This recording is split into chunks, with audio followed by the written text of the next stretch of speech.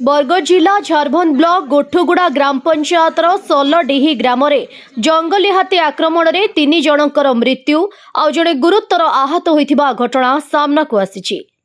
गत विलंबित राति पाखापाखि 11टा बेले शोइथिबा समय एक जंगली हाथी दल बाड़ीपटरू आसी गोटे आदिवासी परिवार घर को फिंकी माड़ी प्रथमे विपिन बरिहा बयस 32 एवं पुओ मंटू बरिहा बयस 7 को खटरू उल्टाई फिंकी देथिला हाथी। परे विपिन बरिहार स्त्री पान बरिहा बयस 28, झियो सुनंदा बरिहा बयस 11, पुओ आदित्य बरिहा बयस 3 को दली चकटी हाथी मारी देइछन्ति।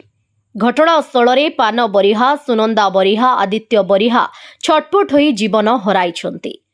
जीवन जीविका पाई कुली मजूरी काम करी परिवार प्रतिपोषण करथुले। घटनार खबर पाई वन विभाग एवं पुलिस घटनास्थल को आसी हाथीपल को फोटका फटाई घौड़ाई। परे भिरकुपड़ारे हाथी दल जाई निशामणि बरिहार घर को आक्रमण करथिले। निशामणि बरिहा गुरुतर आहत होइथिबारु रात्रि रे एम्बुलेंस जोगे डाक्तरखाना को पठा जाइथिला। एबे से चिकित्साधीन अछंती। हाथी आसीथिबा घटना को जेउ भली भाबे डकाबाजी जंत्र माध्यम रे सचेतन करिबा कथा से भली न करी फोटो वीडियो माध्यम रे छाडुछंती। जदि ग्राम रे ठीक भाबे डाकबाजी जंत्र माध्यम रे सबु पड़ा को सूचना जाइथांता ताहले एपरि अभावनीय घटना घटी नथांता बोली लोके अभियोग करिसंती। दीर्घ 15 वर्ष हेब झाटीमाटी कुड़िया घरे एही आदिवासी परिवार बसवास करुछंती। दुखर विषय एही आदिवासी परिवार को आवास घरटे मिली नहीं, जहा अत्यंत विस्मयकर घटना। एही परिवार को सरकारी सहायता प्रदान करबा पई जनसाधारण रे दाबी हेउची। सकाळु घटनास्थल रे फॉरेस्टर गिरिराज कुंभार सह वन कर्मचारी एवं पुलिस एसआई शशिकांत बारिक, एसआई रोजिनियस बाग पहुंची शव व्यवच्छेद पई पद्मपुर डाक्तरखाना को पठाइछंती। मो ना चैतन्य प्रसाद बरिहा, मोर घरटा होजे गोठेगुड़ा। हम झारबंद ब्लॉक रो आदिवासी कल्याण संघर सभापति होजे।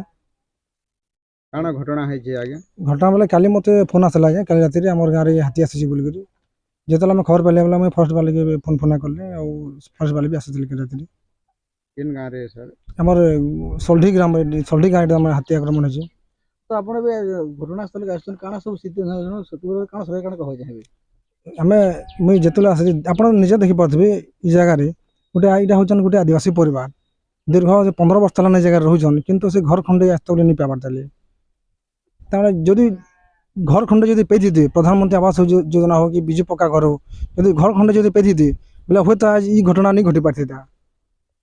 सरकार के काना कहबे यार सरकार के जेन हमर जेन आईन हिसाब जेन ताकर जेन अधिकार अछि जेन सुविधा पाबार कथा सरकार आडू जेन सुविधा अछि से सुविधा जदी जोगे देला भल ता बोले मोर आशा। राति 11 बजे हाथी 3टा आइथिले हमर घर के एटा माड़ी खुनी दिछन हमर घर 3टे के और 2 बापू के बाचिनु 2 बापू की खराब हले तब नानी कहबो तोर काला कहबो।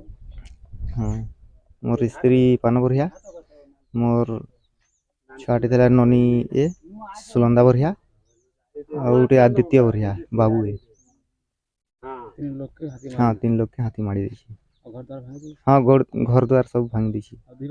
मैं लालबन बाग सोल्ढी फॉरेस्ट डिपार्टमेंट काना डाकबाजी अंदर डाकितला फॉरेस्ट डिपार्टमेंट 2टा गाड़ी आसले आ मोरबाट मुहरे ठिया करले आउ से आमे हन 4-5 जन बसित संगे डाक देले आ इनटी के ठिया हेबो कहले आ से मने कहले जे क्या थे लाई कहनो जे नहीं इटा हाथी आथि छे खाली डाका जंत्र हम सहायता करबा लगे इटा कहसो कहले आ से मने खाली कहले जे हाथी 3 पट आथि छे आउ सतर्क रहबो बोले के खाली मोर घर सामना न कहछन आ कहने न लासन करी नहीं गां सारा नहीं बोले नहीं बोले से आर फिर भाई गले आसे मुरसान केन गोटे थाने न करले।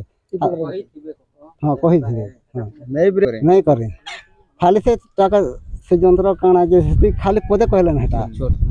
हां का बोले कहले जे हाथी तुमर आर के सल्ली आर के होय छे टिके सतर्क होय करी कहबे कहले जे आमे से मन कर तो सेटा काम है माइप लगे गेले अनाउंस करबार कथा गां सुजा सब जानबे आ जने हे न जने से न जने के कहि दबे जे के कहा के कहि पारबा कार भूते रे की खबर दुनिया रे जोड़ी हेबा पाई सब्सक्राइब करंतु ओडिशा हाइलाइट समाचार को आउ दबे दियंतु बेल आइकन को सर्वप्रथमे खबर पाइबा पाई।